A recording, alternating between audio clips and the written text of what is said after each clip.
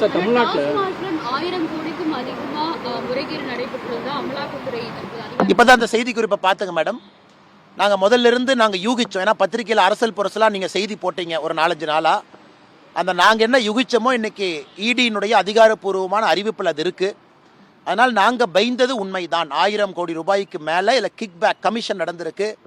நிச்சயமாக சத்தீஸ்கர் டெல்லியில் liquor scam என்ன நடந்ததோ அதைவிட பெரிதாக சென்னை லிக்கர் ஸ்கேம் இருக்கும் என்கின்ற ஒரு எண்ணம் எங்களுக்கு இருக்குது.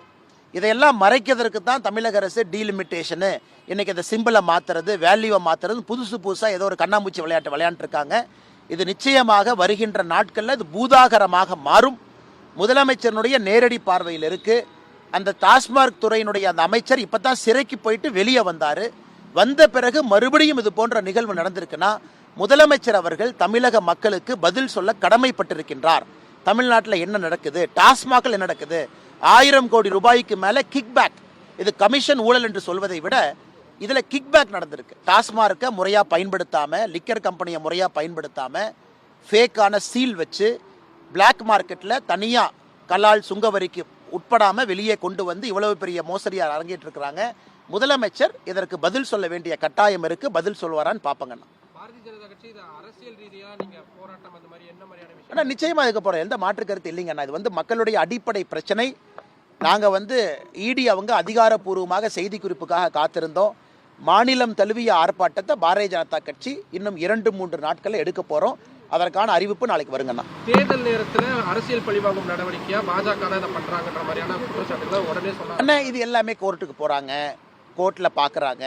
யாரை கைது பண்ணாலும், இடி கைது பண்ணாலும் கோர்ட் அதை பார்த்து ஜாமீன் கொடுக்கணுமா கொடுக்கூடாதுன்னு முடிவு பண்ணுறாங்க. இது எப்படி அரசியல் பழிவாங்கக்கூடிய நடவடிக்கை? தமிழ்நாட்டில் எல்லோருக்கும் தெரியும், டாஸ்மார்க் லிக்கர் கம்பெனி இது ஒரு பெரிய மாஃபியா. ஒரு சாதாரண மனிதருக்கும் கூட தெரியும். திமுக வந்த பிறகு டாஸ்மாகினுடைய வருமானம் 48% உயர்ந்திருக்கு. 33,000 கோடியிலிருந்து இன்னைக்கு 50,000 கோடி. ஒரு சாதாரண சின்ன பையனை குழந்தைக்கு கூட தெரியும் டாஸ்மார்க்கில் மாபெரும் ஊழல் நடந்திருக்கு.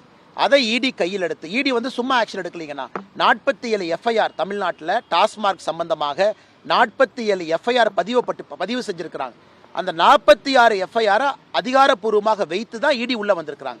இடி அவர்களாக வரலீங்கன்னா தமிழ்நாடு அரசினுடைய லஞ்ச ஒழிப்புத்துறை, வேறு வேறு காவல்துறை எல்லாம் பதிவு செய்த 47 எஃப்ஐஆர் அடிப்படையாக வச்சு இசிஐஆர் அப்படிங்கிறவனை தாக்கல் பண்ணி இடி உள்ள வந்திருக்கிறாங்க. இது எஃப்ஐஆரே இல்லாமல் இடி எப்படி உள்ள வருவாங்கன்னா? மாநில அரசு செஞ்ச தப்பை இடி உள்ள சரி பண்ணும் பொழுது, சரியான நபர்கள் யார் இருக்கிறாங்க, தப்பான நபர்கள் யார் இருக்கிறாங்க நடவடிக்கை எடுக்கும் பொழுது இது எப்படிங்கன்னா அரசியல் பழிவாங்கும் நடவடிக்கையாக மாறும்.